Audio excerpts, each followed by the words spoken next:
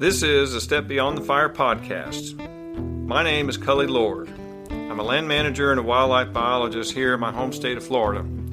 I invite you to join me on a journey as I seek to document the little-known stories told by those who use fire for the benefit of the land, also known as prescribed fire. So come on, let's head into the field and meet the people where the flame ends and new life begins.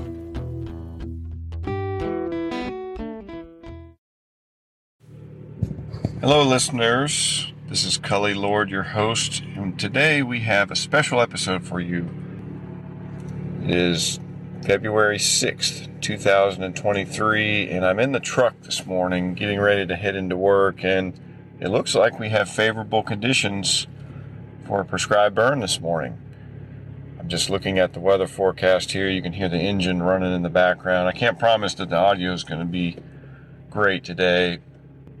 So, as of 2:16 a.m., mostly cloudy, temperature 72 degrees Fahrenheit, 37% relative humidity. Winds, our 20-foot wind speeds are going to be north at 4, gusting to 11 in the morning, and north at 5, gusting to 11 in the p.m. So that's a little bit light. I'm going to talk it over with my folks when we get into the office. And moving on to the mixing height, 4,000, that's good. Anything above 1,700 is usually pretty good, especially this area we're looking at is near a bunch of homes, so we want some good mixing height. Transport winds are just a hair low. They're north at 8. I would really like that to be above 9. Dispersion index, meaning the ability for the smoke to disperse in and out of the area, that's going to be 49 today. This is good potential. I'm putting the truck in reverse, pulling out of the driveway, and again, working through this day is going to be more of I'm going to be able to provide you updates. I'm not going to be able to get you every single minute of every single activity that we do. Hopefully we'll have some fun with this. And one other important part of this is what the weather is going to be doing tomorrow and the next day. It looks like tomorrow we're going to have an east wind, and then Wednesday we're going to be at southeast. So that'll give us the opportunity, since this area has a road along the western boundary of the area, that'll allow us to keep smoke off of the homes if there's anything that hangs around for a little bit of a longer extended period than we anticipate. So that's also part of this whole decision-making process as well as we go through this morning. It's 7:32 a.m. right now, and I'll update you once we have a discussion and make a decision. Good news.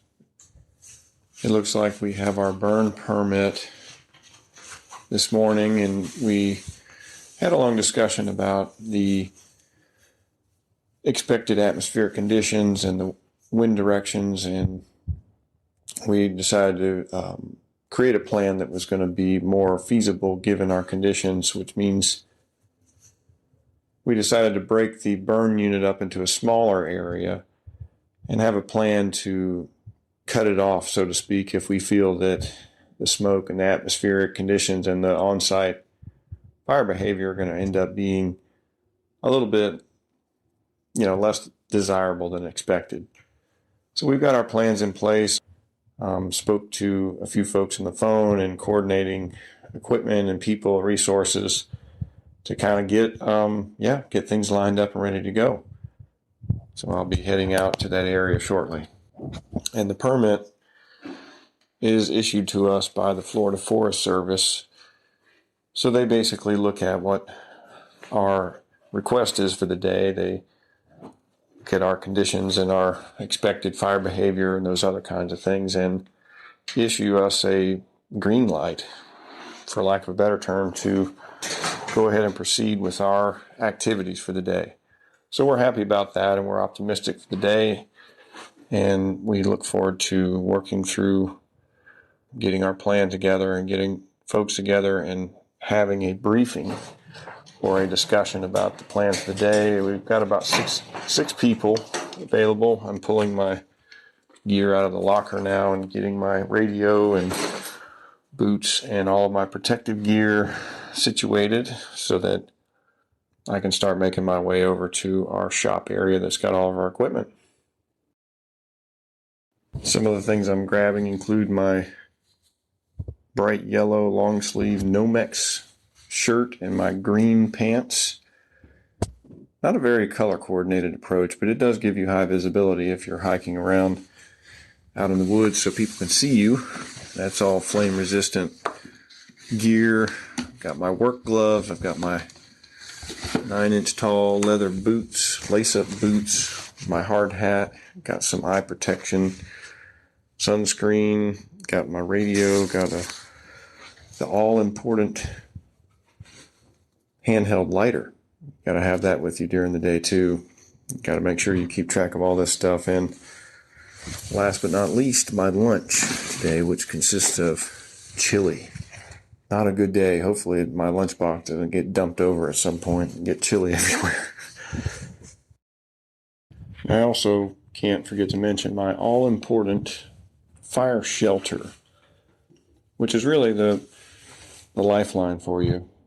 This fire shelter it fastens on the back of a pack that I'm carrying, and if for some reason I get into a situation out in the woods where the fire changes behavior and I'm caught in front of the flame lengths, you can use that shelter as a last-ditch effort to climb into, and it's flame resistant and it'll help you survive in the event that things really get bad.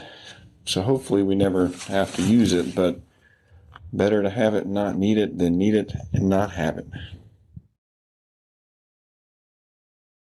And as I had mentioned earlier, our biggest concern about this whole entire burn area is not necessarily whether the fire is going to get out per se.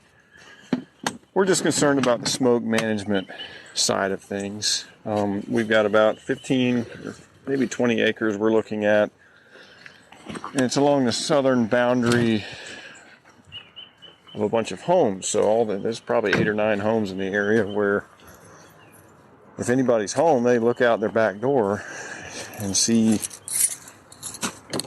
a lot of fire and smoke. And we want to try to keep that smoke off of their houses as much as possible in that adjacent road. So there's going to be a little bit of technical stuff on that as far as that goes. We've got to do a few other things like coordinate getting the tractor over there, which is no big deal. Getting the pumps and motors and the water equipment set up in the back of our pickup trucks, and getting the UTV, which is a little small off-road vehicle, getting that thing filled up. It's got a 60-gallon tank in it. We're going to get that ready to go. And once we get everything staged, get it all set up, our small crew will head over to the natural area and have a briefing or a discussion about the day's activities and talk about the plan and what's involved getting the area set up to burn, but also who's going to be doing what. I'm going to be a crew boss today, so I'll be working with 2 other people,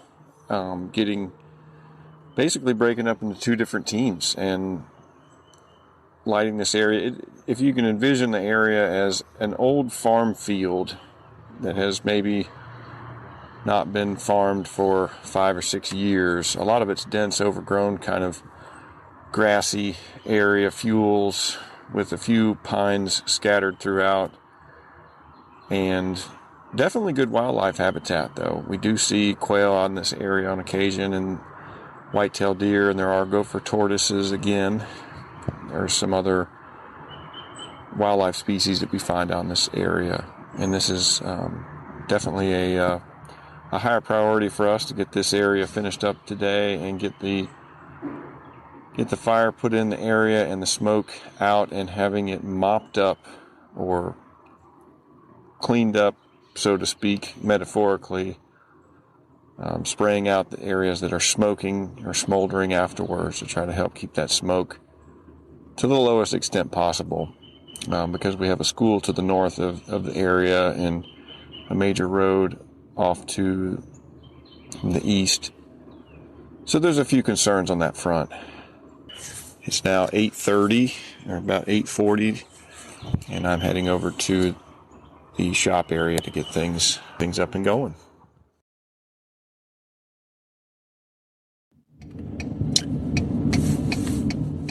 Okay, it's 9:30. We're on our way across town. You can hear the emergency flashers going right now. Following behind the tractor, trying to get it back to this burn unit.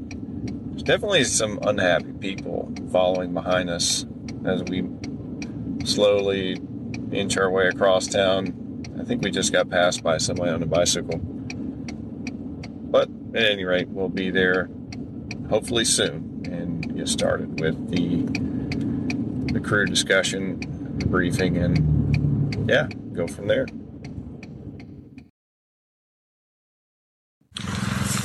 So it is now 11:42 a.m. We have completed what's called our test fire, which is a test to see what happens with the behavior, what direction the smoke's going, how it's lifting. We've got really good lift. We've got a nice day. Weather conditions aren't quite what they were predicted, but they're in our favor though. So we're making some good progress. Got the fire in the background. I've got 4 people, myself included, on our team. We're working in the northeast direction, and we're sort of letting the fire flank off of our line, which means it's working it's working into the wind, but at an angle. And we've got, there's some planes flying overhead, but we've got some good behavior going on right now. Once they come out up there, let's optimistic for the day. We've had a lot of good empty spots on the line down here. Just do a little touch up. There's some chatter coming over the radio. Do you want me to just grab one person for that, or? All right, we're fully underway. Looking good. No, you can use them both.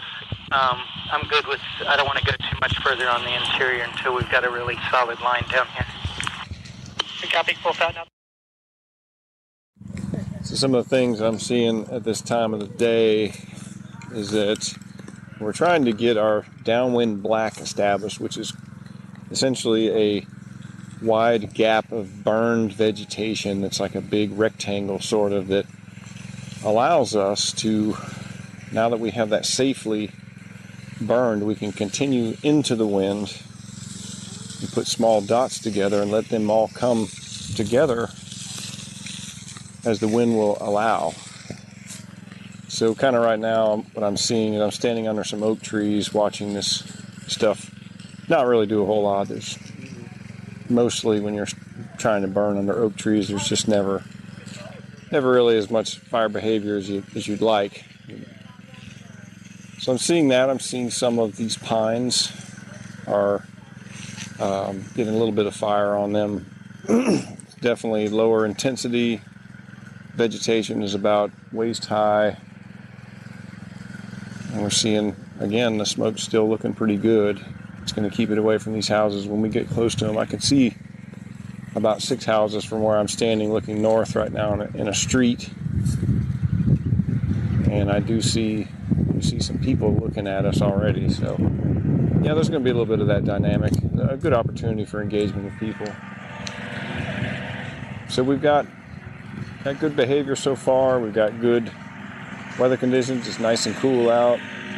We've got the tractor going in the background, making sure we've got the brush hog on the back of it so we can trim back stuff as needed, and we can even cut a line or mow a line in the middle of this unit if we need to stop it if we think the smoke issues are going to be a problem today.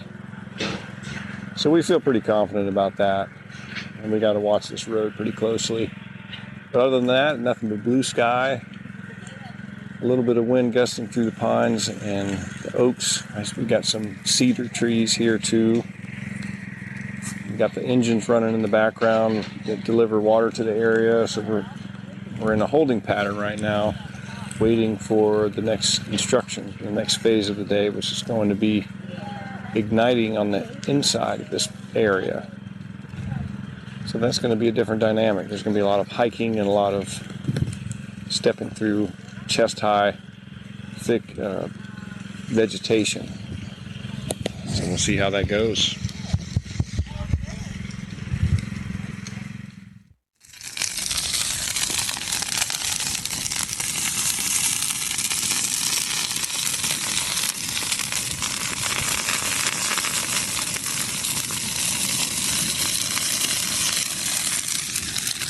These areas, especially under these pine trees, have lots of needles. So the needles, what I'm seeing now is a flame that's about maybe 4 feet tall, 4 to 6 feet tall. It's kind of easing in. You can hear this crackling and popping of the vegetation of the oaks in the understory, but there's also the pine needles that are helping carry it through, and it's really creating this nice, fairly calm and controlled flanking fire that's pushing into the area. And I'm watching as the other crew members are inside now and walking through the higher vegetation and coming parallel to the wind.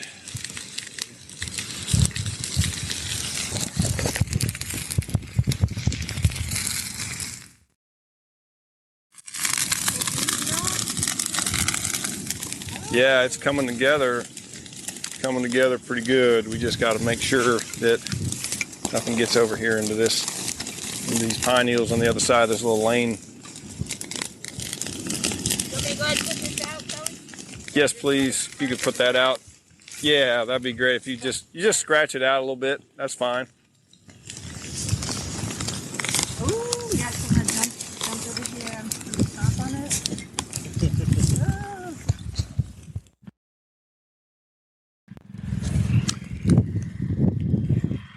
It is about 12:50 p.m. We're making really good progress. Had to work a little bit slower as we got to the pine trees because of all of the fine fuels, as we call them, or better, for lack of a better term, a bunch of pine needles and grasses and all of that. So now we've switched techniques a little bit. So we've got 3 people inside, and they're all walking parallel to each other.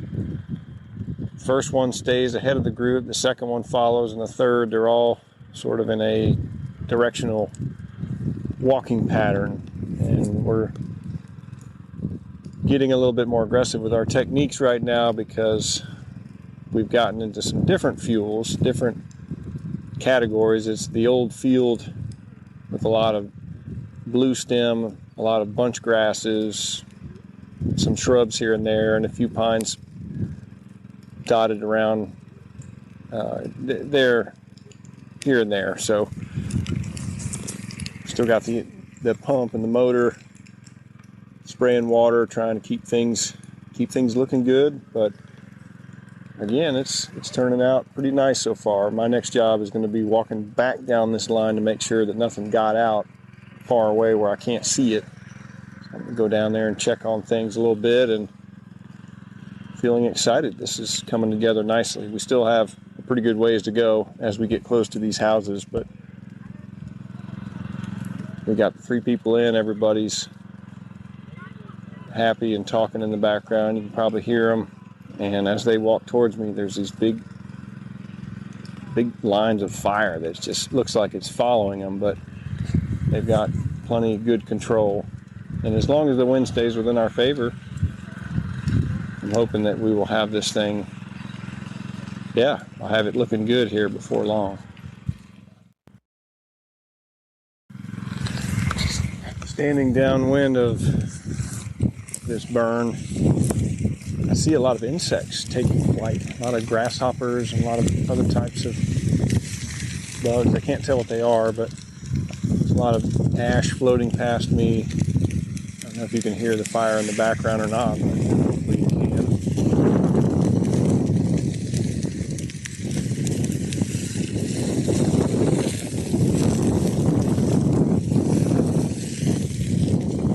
As we are working our way down this road, we've got our 300-gallon water tank.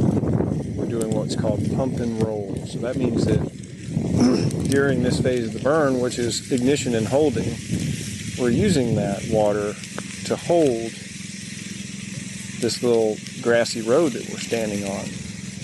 because you have to be able to hold the fire into the area that you want it to. So that's, and the ignition gets adjusted throughout the day. You can see the flames dancing along the landscape in many different directions. Sometimes they flop to the right, sometimes to the left, sometimes they don't do anything at all. They just stand straight up. I'm getting a lot of smoke. Oof, a lot of smoke in my face right now. I need to get out. My eyes are watering. Need to get my mask on. It's probably not too good for my allergies again.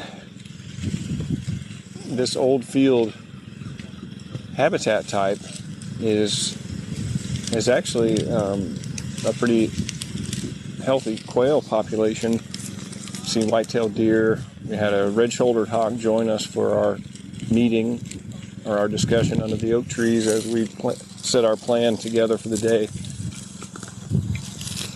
And it's all coming together nicely.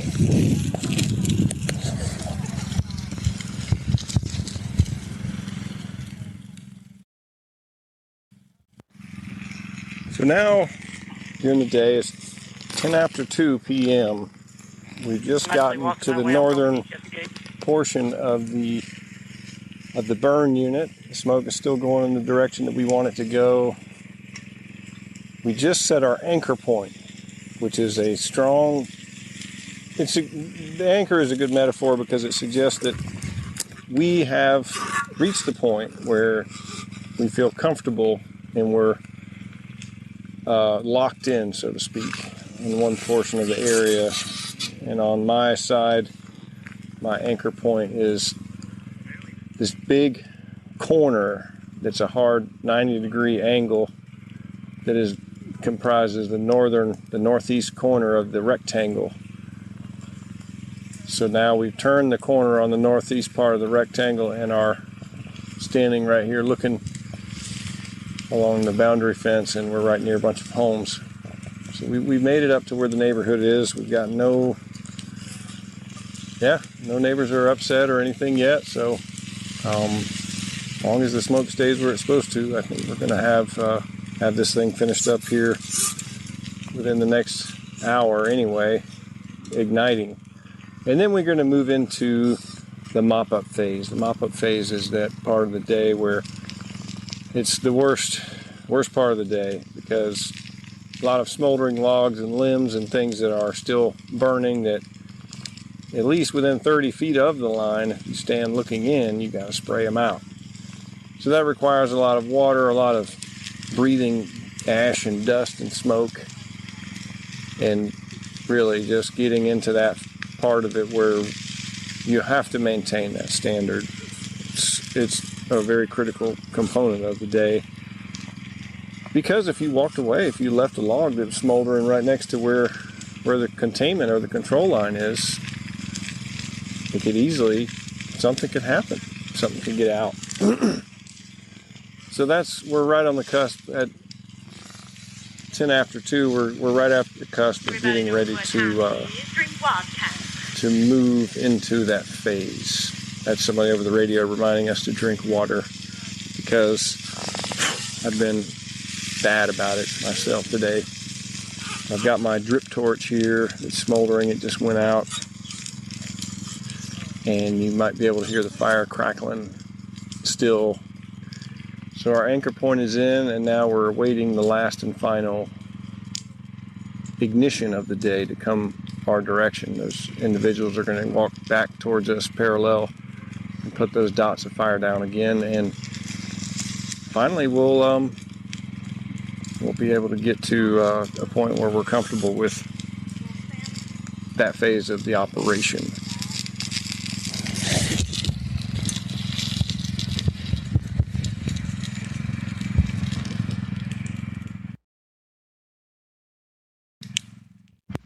We've been seeing some quail. I saw a few marsh rabbits, some cottontail rabbits too. I saw 2 different species today, which was interesting, and a lot of wildlife, a lot of songbirds and other things that are in this area. I've seen Again, I've seen some deer tracks here I'm standing on one knee, taking a little bit of a rest. I'm getting tired. I need to eat my lunch. It's getting later in the day, so I have to have self-awareness to do that too. Directing the crew all day, I stay so focused on that I forget to eat, forget to drink water. So that's another part of it. You have to really stay aware and alert, and staying hydrated and eating a little bit of food. That's how you do it.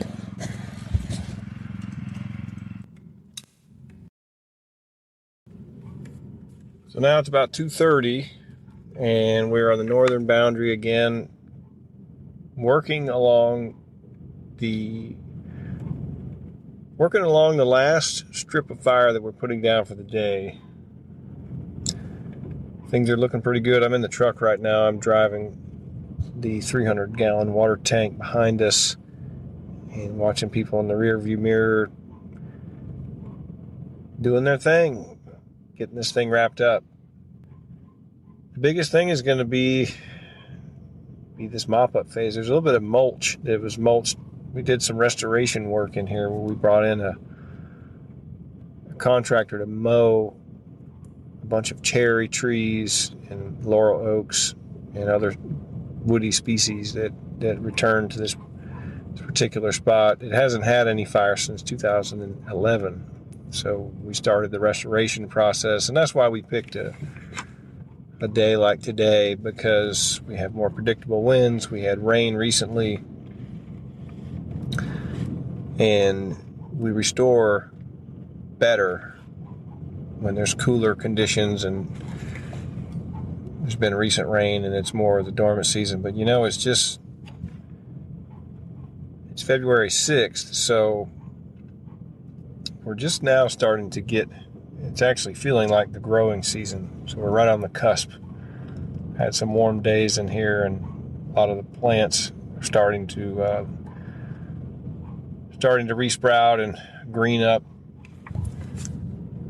I don't know if you can hear it, but there's a dog in someone's yard that's over here barking at me, trying to figure out what's going on over here.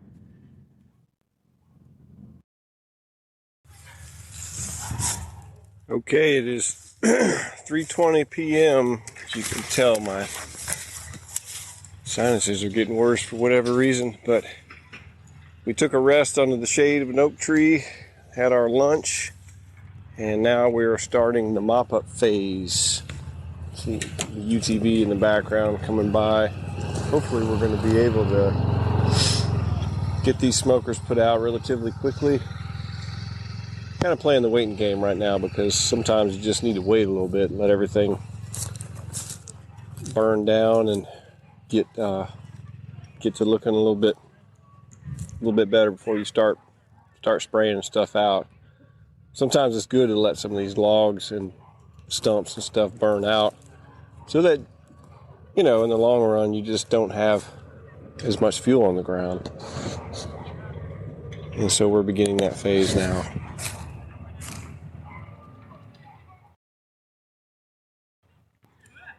There's some people in the background in the neighborhood playing basketball.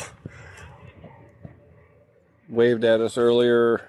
We didn't have anybody get upset with us or anything like that. There was one person over at the bus stop, walked over and talked to one of our crew bosses, and they just were curious what was up. But other than that, surprisingly, we haven't had any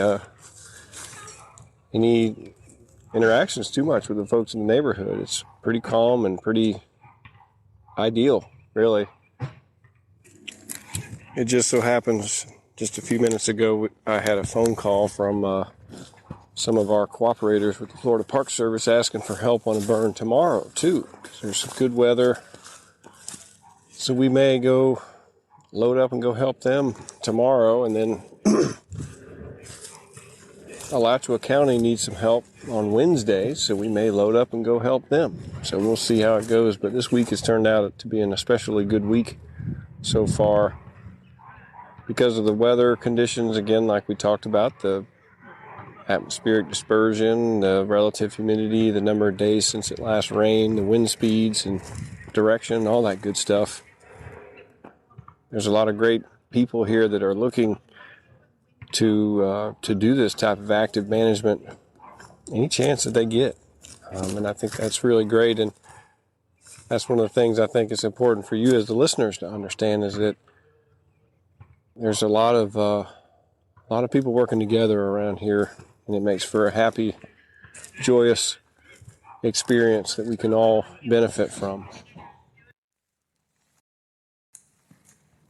So right now at this phase, about 3:30 p.m., I hear the crew laughing in the background. They're sitting under the shade tree, relaxing. We're all pretty tuckered out. I'm tired myself. Just again, finally ate our lunch, so not overly tired. Just when you're breathing in smoke all day, it makes you have a headache and affects you. Just makes you a little foggy-headed, I guess, probably the best way to describe it. But today's been a great success. I would definitely call today a success. I would say we achieved our goals and our objectives, which is an important part of the planning process. Again, the goals are, sometimes they can be centered around a certain wildlife species. Maybe you pick, in our previous episode we were talking about gopher tortoises. We saw those. You can set goals to burn specifically for the benefit of gopher tortoises. And you can put specific objectives within that are more measurable things. Like, for instance, if you want to reduce fine fuel loading by 75% in the area, you can do that. Or you can say, I want to increase herbaceous ground cover for gopher tortoises by 25%. Can be a measurable objective. And you can also say another goal is wildfire hazard fuel reduction. And then you can go further and have an objective related to that. Like, reducing hazardous fuel accumulation by 75% along select areas, and you can delineate which areas you want to, and then that way you understand that you have achieved that objective. You've been able to verify that in the long term, and you've been able to articulate that on a plan. Like the whole purpose of putting together a burn plan is not only to, you have legal obligations, but you do it to really paint a picture for anybody. If they pick that document up and they look at it, they can clearly understand what you were doing, why you were doing it, and you were doing it for multiple benefits in a lot of cases. So that's what I like about the planning process. It's a pretty complex document that you have to put together. I'm looking at our prescribed burn plan. Let's see if I can pull this thing out here. Got it in front of me. We have a map for our fire management unit. We have an emergency evacuation map on this document. There's a smoke management map. We have an operations map, and then we have a operations worksheet that's got people's names and numbers and safety information included in it. It's got the safety plan. It's got an important checklist that we go through with our briefing. And it's got the contact list of all the, people around this area that we need to contact. Forestry, whether it's Gainesville Fire Rescue, whether it's the county, or maybe EMS, any local resources that we might need if somebody gets hurt. And this burn today I was not bossing this burn. I want to be clear about that. However, I served, as a crew boss, as I was saying today. So that's always enjoyable. You get to know people better. You get to interact with folks, and you work hard. You work alongside people. You get to know them better when you're going through what we went through today. And I think there's a lot to be said for that. And you can learn a lot about people and have a lot of good opportunities there to to build strong friendships and bonds. And I think that's really a lot of the reason why I decided to do this, because there's been a lot of strong friendships and working relationships that that I've gained through this, and we all have gained through all of this. It's this, common denominator that all of us have. Okay, it's now 4:30. The day's activities are wrapping up, thankfully. Now we are coming back to the staging area and getting all the equipment loaded back up, getting the UTV put on the trailer, and everybody's gear getting put away, and we're going to head back to the shop here soon. Definitely got a lot of the smokers out that are near the line, and some of the smoke management issues I think are pretty well resolved. I think we're just in a great position now to wrap it up and call it a day. Thank you, listeners. This has been another episode of A Step Beyond the Fire. It's been real. It's been fun, and it's also been real fun.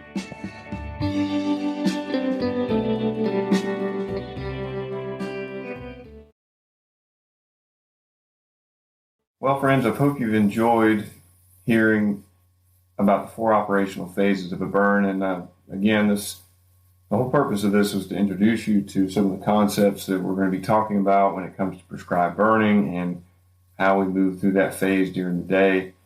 And this recording was put together in order to illustrate for you what happens on the day of a burn. And sort of wrapping up the whole discussion about the last 2 operational phases of a burn. Mop up is the phase where you get really dirty. You're putting out logs and stumps and other types of smoldering vegetation that's out on the line. So that can last anywhere from an hour to days and weeks sometimes if it's too dry out.